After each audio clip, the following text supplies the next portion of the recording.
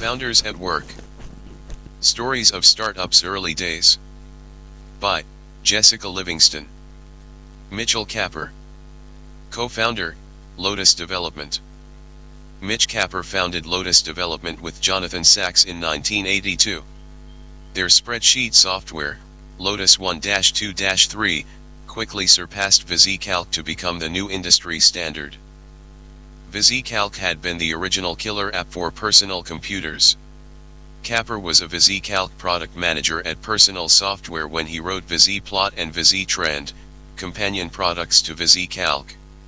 He left to found Lotus just as legal conflicts were distracting VisiCalc's developers, and the arrival of the IBM PC opened a window of opportunity for a better spreadsheet.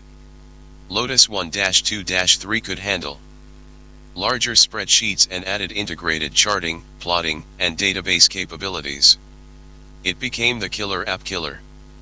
Lotus went public in 1983. Capper served as president and CEO from 1982 to 1986, and as a director until 1987. IBM acquired Lotus in 1995 for $3.5 billion. Capper co-founded the Electronic Frontier Foundation, EFF, in 1990 and now leads the Open Source Applications Foundation, a nonprofit that promotes the development and adoption of open source software. Livingston, how did Lotus get started? Capper, I bought an Apple II in the summer of 1978 because I had become obsessed with personal computers and just had to have one. I didn't know what I wanted to do. I very quickly and fortunately started generating some consulting income, writing programs for individuals who had bought them, like an ophthalmologist who wanted to use it in his practice and an investment analyst who wanted to look at stock market data. And I met other people in those days that had Apple IIs, because it was very much a hobby phenomenon. Several of us started an Apple II user group called New England Apple Tree. One of those people was Eric Rosenfeld, who was a graduate student in finance at MIT. As a favor to him, and because it was kind of a challenge, I helped write a statistics routine that ran on the Apple II that he could use to analyze data in his dissertation. It took me a weekend. He actually had to explain the math to me. Once he explained it, I understood the math. Afterwards, we kind of realized, hey, this might actually be useful to other people if we built a statistics and graphics product on the Apple II. It was called Tiny Troll after something called Troll, which was a time-sharing thing at MIT. At the same time, Dan Bricklin and Bob Frankston were developing VisiCalc, also in Cambridge, and when it came out, it set the world on its ear. It was far and away the most useful piece of software ever done for a personal computer. It was incredibly innovative. It started generating sales of Apple IIs, and it was a cut above everything else. The authors of VisiCalc were Software Arts. The publishers were Personal Software, which then changed its name to VisiCorp somewhere along the way. I knew the VisiCalc authors because they came to the meetings of the Apple II user group that I had co-founded, and that's where I first saw VisiCalc in probably 1979. They introduced their publisher to me. This is Dan Filstra and Peter Jennings, and they said, we would like you to take Tiny Troll and rewrite it and clean it up so that we can bring it out as a companion product to VisiCalc. They wanted to have more offerings since they had such a hot product. And I agreed to do that. I still had a partner, but I think he was probably beginning to teach at Harvard anyway. He was otherwise engaged. I was at business school. I decided, when this happened in November 1979, that I needed to learn about business because that's where the market was going to be. I thought I was just going to clean up this little product over Christmas break so I could finish my education. I would make some money and that would be that. And I only thought that because I was totally ignorant about how long things took. I had no background in computer science. I was self-taught. I was still writing in BASIC. I had no management experience. I was in business school at the time. In fact, I had spent my years after college as a radio disc jockey on a progressive rock station. I was a transcendental meditation teacher, and a mental health counselor at a psychiatric unit of a community hospital. That was okay, because there wasn't really a personal computer software industry. It was still kind of a hobby thing becoming a business, and nobody really took this stuff seriously, so I wasn't ludicrously unqualified by the standards of the day. But I was wrong about how long it was going to take to do this thing. I was inspired to want to do a really great job by VisiCalc, which was so much better than anything I could ever write. But I said, I want to try to do something that could stand up well. And I faced a difficult decision because school was starting again. I took a leave of absence from school to finish the product. It then came to be the spring of 1980, and I thought I was done, and I wasn't done. I didn't know what done was with software. I had, roughly speaking, an alpha version of the product. It had some demonstrable features. I decided that I needed to totally rewrite Tiny Troll to be much better, and give it a totally new user interface, and so on. Based on that misunderstanding of what done was, I said to the publisher, what I want to do is to come out to California, which was where they were, and you should hire me to be your new product manager. I can finish this thing in my spare time. It's almost done. Now, why did I want to go out there and be the product manager for the publisher? There were a couple of reasons. The main one was that I had come to understand that the big economic opportunity was to get stock in a startup, and this was a way of doing it. I had a royalty contract like a book contract, and they said fine. So, I moved out to California without my program having been completed. So now I had gone from writing and rewriting Tiny Troll, which eventually was called VisiPlot, to being product manager for several versions of VisiCalc, not the flagship Apple II version, but the other versions. I worked for the publisher, for personal software, with the software arts people. And a number of things transpired. I was in California for 6 months and had no time to work on getting my own products finished. But I found it incredibly fascinating to be in Silicon Valley and learned a lot. Personal Software had brought in venture capital just before I arrived, and while I was there, they brought in more management. The VCS brought in more senior management from places like Intel, and I was moved aside. I could see that my power and my access were being marginalized, which I didn't like, and I didn't feel that the business was being conducted with the degree of integrity that met my standards. And we had actually never consummated this swapping royalties for stock. So, I said, you know what, I'm going to go finish the product that I promised you. Let's unwind this. And I moved back to Boston, and then I finally finished the product. It took another 6 months. They brought it out in the early part of 1981. And it started generating a huge amount in royalties right away, a huge amount relative to what it was. It generated about $100,000 a month in royalties, but I had essentially no expenses, so that's a lot of money. Now, all of a sudden, I had options about what to do next. In the course of developing VisiPlot, I had come to certain conclusions. And there was one other factor. Somewhere while all this was happening, I had worked in assisting the VisiCalc guys in devising a way to exchange data between VisiCalc and VisiPlot. That was important because it provided a way to actually make graphs out of spreadsheet data, which was an obvious piece of functionality. Bob Frankston had developed something called the data interchange format, and VisiPlot was one of the first other software applications to support it. I'd worked with Bob on that. He played the lead role, far and away. But while there was a way of moving data between these two programs, it was really cumbersome. There were no hard drives in those days. Everything was on floppy disks, which had limited capacity. And furthermore, VisiCalc had a copy-protected floppy disk to prevent piracy. So, if you wanted to make a graph, you had to boot up VisiCalc, you would make your spreadsheet, and then you would save a file in this special data interchange format to the second floppy drive. You had to have a second drive because you couldn't save it on the first drive. Then you had to quit out of VisiCalc completely and then start up VisiPlot and then read in the file, and then you could see the graph.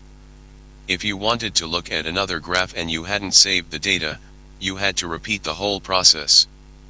I could think of several ways to make this process less cumbersome, one of which would be to put both programs on a single disk. I raised the issue with the guys at Software Arts who did VisiCalc, and they weren't interested in it at all. In fact, at various times I raised a number of ideas with the publisher about combining the programs and they weren't interested at all. Why weren't they interested? The people who did VisiCalc had serious technical backgrounds and a bunch of computer science training. They knew what they were doing, and they had the hot product. I had no credentials or background, at best sort of minor league success. So, I don't think they really saw me as an equal. And the publisher was even worse in my view, in that they were firmly convinced, between the venture capitalists and the people they brought in, that they knew how to build this thing into a big business. And they saw me, when I was there as a product manager, as an annoyance, as a marginal person without experience or credentials who was kind of a pest. And I suppose I was kind of a pest. So, they had no interest in doing more stuff with me. They were trying to figure out how to technically get rid of me. And I took advantage of that fact. I didn't like it, but I took advantage of it. The royalty rate that VisiCalc was getting and that I was getting was very high. My royalty rate was 33% of their gross margin. And VisiCalc's was higher, they got 35.7%. At the time the contracts were done, the economics of the business, which was a new business of packaged software for PCs, was not well enough understood to know that that was obviously an insupportable thing to do. But it quickly became apparent, because huge sums were flowing back to the authors, but the publisher was the one that was incurring very significant expenses for support, which was their responsibility, and all the marketing and sales expenses. Anyone who is familiar with the business understands that royalty rates adjusted downward pretty quickly. So, here's the way the world looked to me at the time: I have a hit product, not a number one product, but it's making money. And it has an insupportably high royalty rate. I no longer work for the publisher, but I know how they think and I'm uncomfortable with them. And I know they don't want to work with me. So, I felt what I should do is to have them buy me out. They would get control of the code, close out the royalty stream, and I would go do whatever I was going to go do next. I saw that was in everybody's interest. And that's in fact what happened. They bought us out for $1,200,000, so I made a whole bunch of money. I had never made more than $14,000 a year. I told you what kinds of jobs I had. We had taxes to pay, and I had a partner to take care of, but I wound up with $600,000, which I divided into two piles. I'll talk about that in a minute. The non-compete was the hinge issue. I'd been thinking about what I wanted to do next, and in fact had hired Jonathan Sachs, who was the person who architected and implemented the original version of 1-2-3. We had the basic concept in mind, which was an integrated spreadsheet and graphing program with other stuff. They bought me out 6 months after we started, which was in November '81, and Sachs had started in the summer of '81. We didn't have any code. We were considering a bunch of different ideas. It was still very, very early, but I knew I wanted the ability to go do this thing. I also knew the publisher wasn't going to do the buyout if they didn't have a really strong non-compete. But remember, I had done a graphics and statistics program, not a spreadsheet, and I proposed that they carve out an exception in the buyout to do this integrated graphing calculator program, betting that they would be sufficiently motivated to get the deal done that they would look at this thing and go, "This is a very big, ambitious thing. We don't really think he has the ability to pull this off. This gets us what we need, and for the sake of getting the deal done, we'll sign off on it." So basically, I told them what I was going to do, taking advantage of the fact that I didn't think they would take me seriously, because I know they didn't take me seriously. And that's what actually happened. It just goes to show you shouldn't underestimate people. You shouldn't judge from appearances like that. Livingston, So now that you were free and clear, what were the first things that you did? Capper: John had implemented spreadsheets previously, he was one of the few people. And that's how I knew him. But he had made the mistake of being in a business with technical people and no business people. He had been at Data General, and the first spreadsheet that they implemented was for the Data General mini computer. Well, there was no market for that. And then Sachs and his partner were sort of going, what do we do now? This didn't work. I forget how I ran into Sachs, but I convinced him to come worker my fledgling little thing. Remember, I had the royalties. Mentally a spreadsheet, but the self-deception I engaged in wasn't sufficiently damaging to be fatal. But there was a big push to call it integrated software, to add other capabilities, to wrap other things in it. The galvanizing event was when IBM announced the IBM PC in August 1981. It was very important in the history of PCs because it legitimized the whole field, because of IBM's imprimatur. Until then, the personal computer hardware companies were Apple, Tandy, and Commodore. IBM was the first real computer company to come out with a PC, legitimizing it for the business marketplace. And that was not lost on me. So we decided to bet on doing something for the IBM PC, which proved to be one of the reasons why we were successful. They had decided to outsource a lot of the key elements of what they were doing, right to the distribution. Rather than selling it just through their own sales force, they were selling it through retail stores like Computerland and Sears, which at the time was a very radical idea. They had gone to Intel for the microprocessor, they had gone to Microsoft for the principal operating system. And I said, they're smart. They realize they don't understand this business, so they'll go to the best people. They're not going to have a lot of ego, and this is the way things are going to work. Also, they had put a 16-bit chip in the machine with greater memory capacity. And memory capacity was an enormous issue.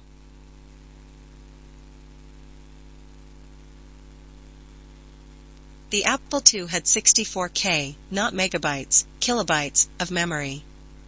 It was tiny. And not all of that was available. Actually, if you wrote programs on the Apple II, you started with a 48K memory space.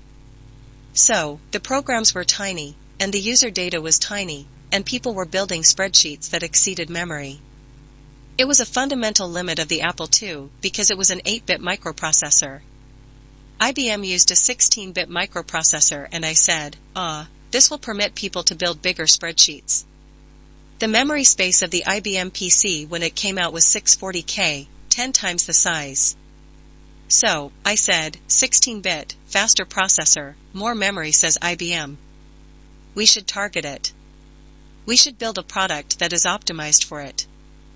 Now, the IBM PC came out day 1, August 81, with a version of VisiCalc, and with a version of Multiplan, which was Microsoft's spreadsheet, but neither of them took advantage of the full capabilities of the IBM PC.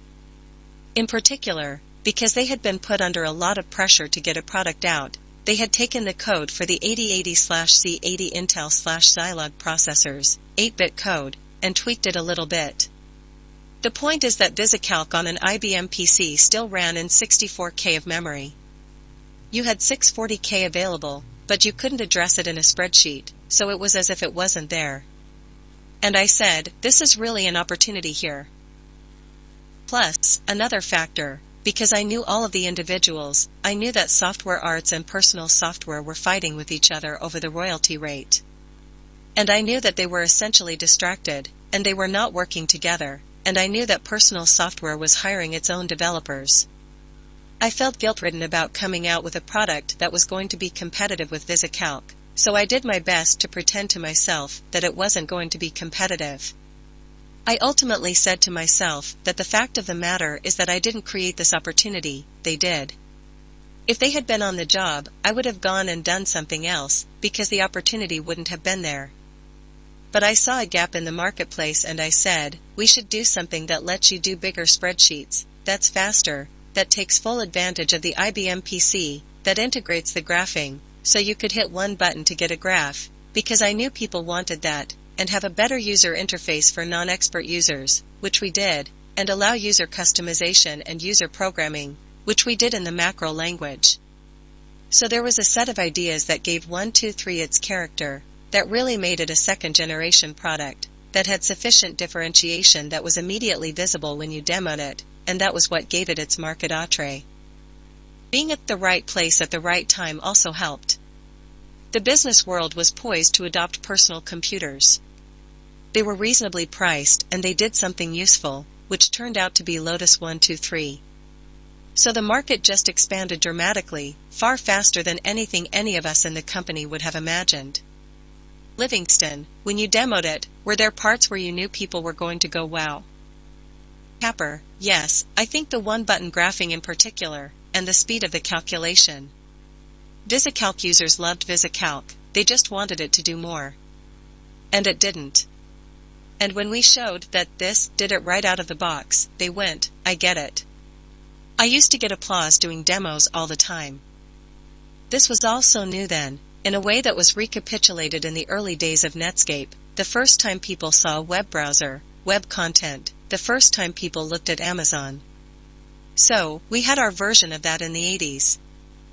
Livingston, I read you spent 10 months programming it. Did you program it? Capper, no, Sachs did. He wrote virtually all of the code of the original version. We came out with it in January '83. He started working on that code base probably in October of '81, so that would be 14 to 15 months. All written in assembly language, for speed. This was the 5th time he'd implemented a spreadsheet, so he was pretty good at it at this point. Livingston, wasn't VisiCalc written in assembly language too? Why was Lotus faster? Capper, because they were writing for an 8-bit machine, and they didn't take advantage of the 16-bit architecture in a whole variety of different respects. We just had more optimized code. And we had a different recalculation algorithm. We were the first spreadsheet to do something called natural order of recalculation. If your spreadsheet had forward references in it, VisiCalc would take multiple passes over the whole thing to calculate stuff, but we did one pass through the entire formula chain, and as long as there weren't circular references, it would calculate properly. So, it was much faster for certain cases. Livingston, was the code tuned to the IBM machine? Capper, it was tuned to the Intel 808X 16-bit architecture. And Sachs was also very, very good. He was just an artist at high performance with limited resources. I didn't know how good he was, I got lucky. I knew he was good, but he was a genius at this sort of stuff. The two of us together was essentially 1 + 1 = 3, because I had a vision about the product and very strong ideas about the feature set and the user interface, and he was generally willing to let me drive things at that level. He had the responsibility for the technical architecture and implementation, but I'm actually quite technical, so I was able to talk with him to fully understand a number of the issues and limitations and modify the design in a way that was consistent with what we could actually do. So, we had a critical mass of knowledge between the two of us that neither of us had alone. Livingston, what went wrong? Capper, a number of things went wrong, or almost went wrong. I almost ran out of money. Lotus 123 wasn't the only idea that we had. I had done this thing with some other people called Executive Briefing System for the Apple II that was like a precursor to PowerPoint. We did some other projects. I had hired another group of people and basically had spent down the $300,000 that I'd allocated.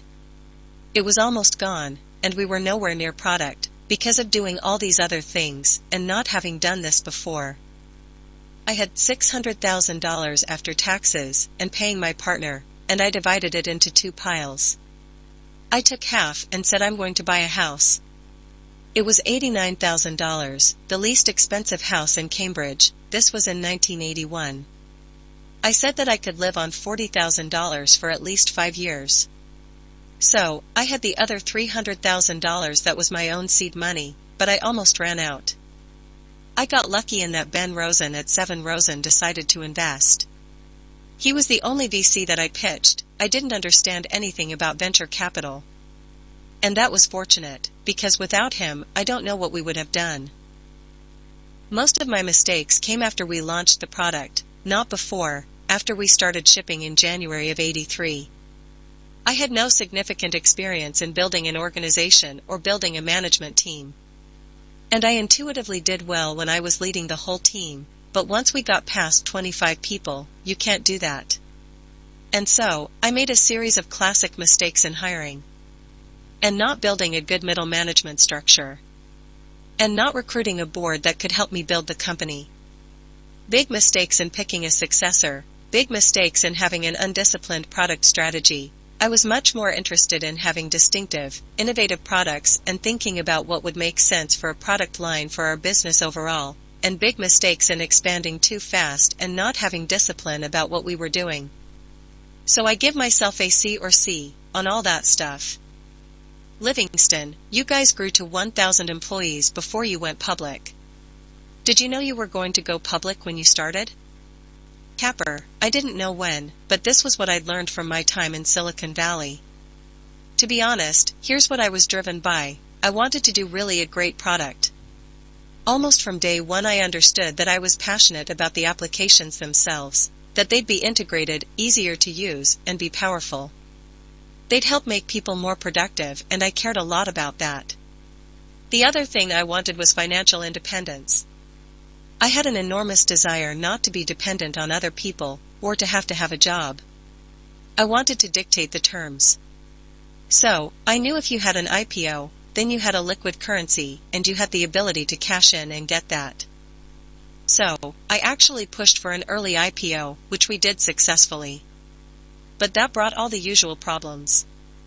The main problem we had as a very young public company was that people did not understand the industry or its dynamics, and therefore, they consistently misvalued the stock and misunderstood what it was about. Because it was new, and it was different. Eventually, people figured it out, but I was very impatient. I did not set out to build a big company. I actually wanted to be a software designer. I saw having a company not exactly as being a necessary evil, but there wasn't a good alternative. My experience had convinced me that being a program author and having somebody else publish it wouldn't give me enough control over the process.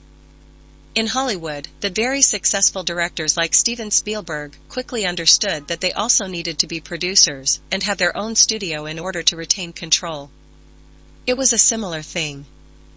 There were some other funny things about it. In the 60s, when I came of age, business was not a cool thing. We were all counterculture people with long hair and sex, drugs, and rock and roll. It was the 60s, I have the pictures to prove it. I don't remember any of it, but as someone said, if you can remember the 60s, then you weren't there. But it turned out I also have some entrepreneurial talent. It's not surprising, my father was a small businessman, my grandfather was a small businessman, it kind of runs in the family. But I think I had cultural biases against seeing it or valuing it that took a while to get over. So, while Lotus was getting started, I just saw it as a vehicle to doing great product. I never wanted to have a big company. Livingston, the word creative comes up a lot when you do a search for Lotus. Did you make a conscious effort to have a creative atmosphere at the time when programmers were considered dull and nerdy? Capper, yeah. I was interested in really cool products, so I guess that's where that came in. I had a very unconventional background and really no interest in building a button-down business culture. And I'm not an engineering geek either. These types of companies tend to reflect the personalities and interests of their founders. Microsoft is very much cast in Bill Gates' image, and Apple, Steve Jobs, Borland, Philippe Kahn. And so, we tended to have more creativity and innovation. The other thing that I cared about a lot right from the very beginning was creating a workplace that treated people well. At Software Arts, they felt I had attitude problems. I didn't respect authority. I basically thought, the people that are running this are stupid and they don't listen to me, and I don't like being here, being told what to do. It was a mixture of keen insight and adolescent emotions that I carried for a very long time. So, when I unexpectedly found myself running this high-growth successful software company, the thought of making it be the kind of place that I would want to work at and different from all those other places was incredibly appealing.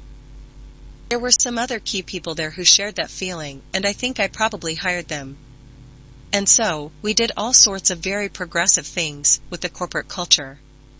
We invested in the human resources function extensively. We surveyed all the employees annually on quality of work-life issues, and took what we heard very seriously. We had a corporate values statement that wasn't just on a piece of paper. We actually at one point tied a portion of the manager's bonuses to how well their direct reports viewed them, exemplifying the corporate values.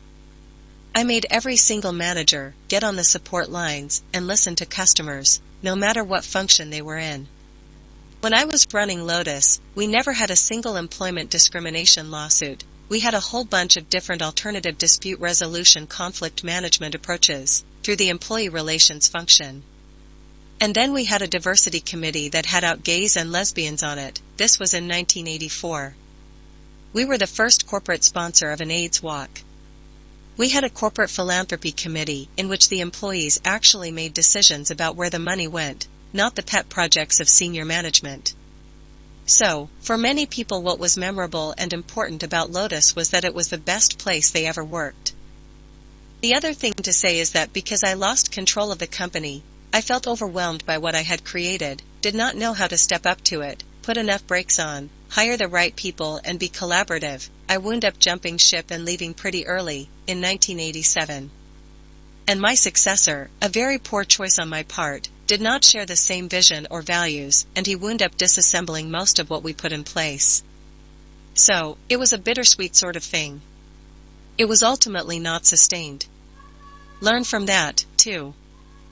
Livingston, can you remember anything else that surprised you? Capper, oh, almost everything. I didn't expect to find myself in this situation. I really didn't. Being successful surprised me enormously, shocked me, especially the magnitude of it. VisiPlot was a success, and I had made some money, but I didn't understand how big the industry was going to get, how big we were going to get. Our original business plan called for $3 to $4 million in sales. Ultimately, in 1983, it was $53 million. So, it was a 1,700% forecasting error. And then it tripled the next year to $150 million. I was totally unprepared for the magnitude of the success and the rate of growth. It would have been psychotic to say it was going to get that big that fast. Or you'd have to be prescient, but I'm not. So mainly what I was thinking in those days was we'd better make sure that we don't blow it, having gotten here. And worrying that it could all fall apart as quickly as it came about. So I was terrified. Inwardly. And excited. And unprepared. I became a minor league celebrity in Boston, being recognized in restaurants, and that was weird. And people started to act differently around me, because when people are seen as having power or they're seen as having some special resources, people get weird because they project their fantasies onto the person, or they start telling you what they think you want to hear. If you watch people around Sergey Brin and Larry Page from Google, it's very amusing, but to be the recipient of that, I wasn't particularly prepared for, nor did I want most of that. I mean, I liked attention, but it's a lot to get used to, and a lot of it made me profoundly uncomfortable. And there was a series of values challenges that came up with running a business that I was unprepared for that were very painful. Livingston, can you describe one? Capper, Lotus as a company wound up suing some other companies that were copying our look and feel. Now, that was not done on my watch. I was transitioning out. But I was actually still on the board at the point when we voted to bring the first 2 suits, and I voted in favor of the suit out of company loyalty, a decision that I regretted the next day and have regretted since then, because I felt that it was an inappropriate use of copyright law to try to prevent someone from making a product that looks and works the same if they develop it independently. I was really torn about how to handle this, and all my net worth was tied up in Lotus, so it was kind of a mess. There was too much, too soon, and not a lot of time to grow up in, and not a lot of mentoring. There weren't elders, or people to learn from who had been through it whose values I shared. Livingston, who were your mentors? Capper, Ben Rosen for a while in some respects, but then he made his money, cashed out, stepped off the board and went on to other things. And plus, he was not a business guy, he was an investment analyst. So, there were some people that were somewhat helpful, but nothing like what I would have liked or what exists today. I try to give back now, and help other people try to sort through stuff. I'm also much clearer about my values, and have been for quite a while now. I think business at all costs is just wrong. I think there are certain things that you just don't do, and that acting with integrity and decency in business to me is just a given. I simply don't compromise on those things. When a person has those types of values, you have to be careful what type of project you undertake, because as soon as you undertake a project and you have those values, you're just going to be so conflicted you won't know what to do. Livingston, what advice do you give to people who want to start startups? Capper, it depends on what type of advice they want. You can't tell people what they don't want to hear, because they won't care, and it's just a waste of breath. And everyone comes in with some kind of agenda. I like working with entrepreneurs who have a compatible set of values, and are inspired by a vision, and are passionate about some piece of disruptive technology, who are going to create something that actually has value for people in a way that can be a game changer. That's sort of my sweet spot. But every project is different, so the specific advice needs to be customized. The most important thing for me is, I don't want to work with someone who says, just help me make the business be more successful. I want to work with entrepreneurs who are personally passionate, committed, and believe in what they're doing. Not all entrepreneurs are like that. Some people may be just as happy selling canned tuna, just show me an opportunity where I can make money and I'm going to go do that. You think Mark Cuban really cared about what they were doing at broadcast.com? This is not to criticize him as a businessman, I'm just observing, but I don't think he had a fundamental passion about that business. There was an opportunity, he saw it, he built something, he sold, and he cashed out at the right time. Livingston, when you were developing Lotus 123, you always had working code. Wasn't that type of incremental development very much ahead of its time?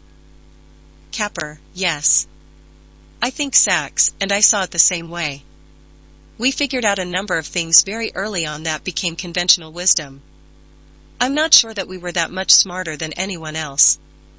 But we had the requisite smarts, and we were in the right place at the right time.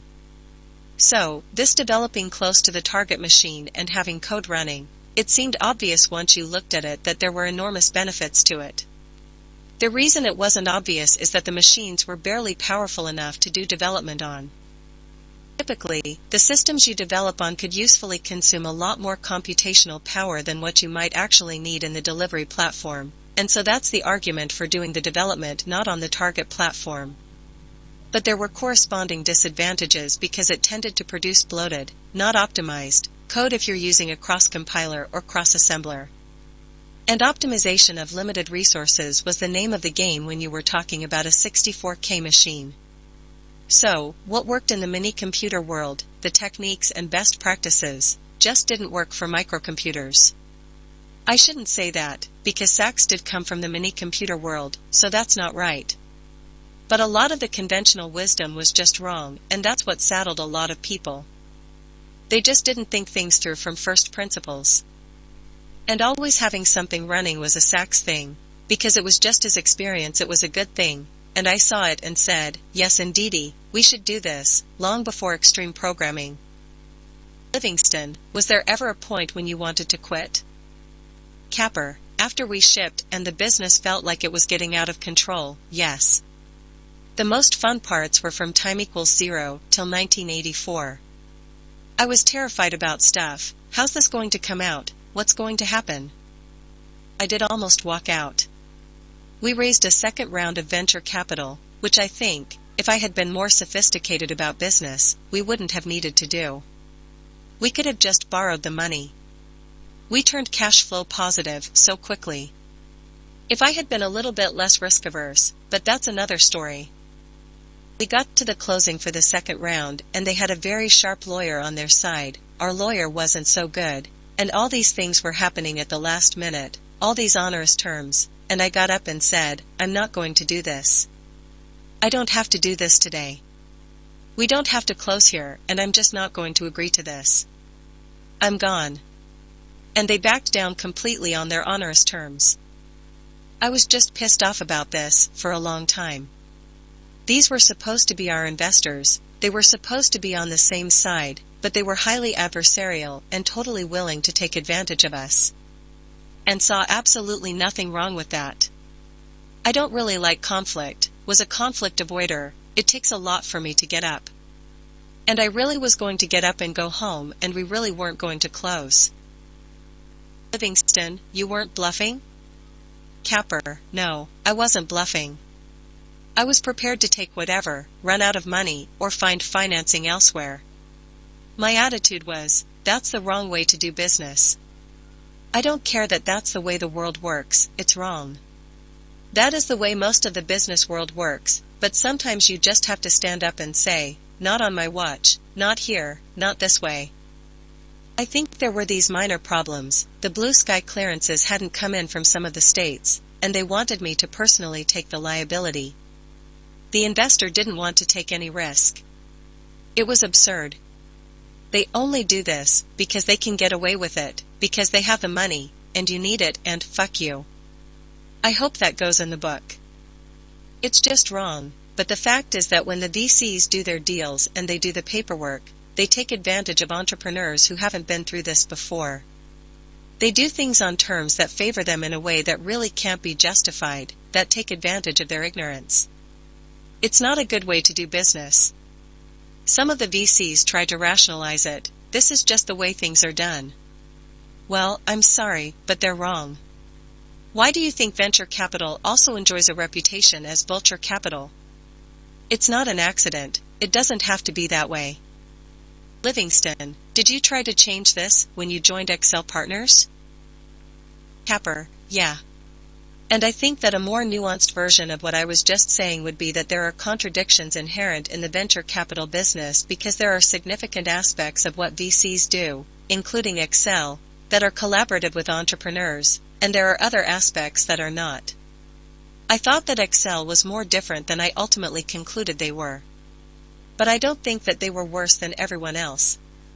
There are norms and practices that cut across individual firms that are really problematic. So, I tell people, know what you're getting in for. Here's the way it works. If the VCs were more transparent and disclosed stuff so that entrepreneurs could make a choice, that would be better. They wouldn't have to change the terms, just disclose them, and explain what they mean, and what's likely to happen. But they don't do that. They see it as a negotiation in which having information that the other side doesn't have gives you an advantage. It gives an advantage in terms of that individual negotiation, but if you're trying to form a genuine partnership where you have repeat encounters and you withhold critical information in the first and most important one, you're undermining long-term collaboration. Why should they trust you? What they've demonstrated is that you are going to act in your own self-interest at my expense if you know better than me about something and you don't feel under any obligation to share that. That's actually not collaborative. But it's completely standard. You know why VCs are like this? It's not that they are bad people, it's the limited partners. And who are the limited partners? Are great institutions, Harvard University, Stanford University, UC Berkeley. So, if you want to point up the chain of accountability, when those people stop measuring performance just based on the return numbers, things could change, because they'll change the incentives. Livingston, what would you tell an entrepreneur to understand before she meets with a VC? Capper, I try to explain how it works. There are more choices nowadays for people, angel money, for example. And many things are much less expensive to do now. You can go further on your credit card than you could before. I want entrepreneurs to make informed choices when it comes to financing. Understand what the impacts and implications are for different financing options. Livingston, plus, many people don't need to have as much money to get something started. Capper, you can also do some interesting things in a seed round of $100,000 to $200,000, and it's available on very different kinds of terms. Livingston, did you ever do anything to seem more impressive to investors? Capper, I'm pretty terrible at artifice, I don't play poker for that reason. But there's one thing I did. When we were raising money, I hadn't heard from the VCs, Ben Rosen and LJ7, for a long time, and I was worried. So, I got a call from LJ. He's from Texas. Mitch, I'm in town. Would y'all like to get together for dinner tonight? So, I made a reservation at the fanciest French restaurant in Boston and raced home to change from my jeans to a suit, and we came to dinner. I ordered a very expensive bottle of wine, and I knew he was paying for it, so I was kind of stepping up here like, this is serious, so I hope you're serious. I wasn't feeling like French restaurant, three-piece suit, expensive wine. And he's making small talk through the appetizer course. I was thinking to myself, if he doesn't get to the point when they have the main course, I'm going to ask him, are you doing this thing or not? Because I knew that we were out of money.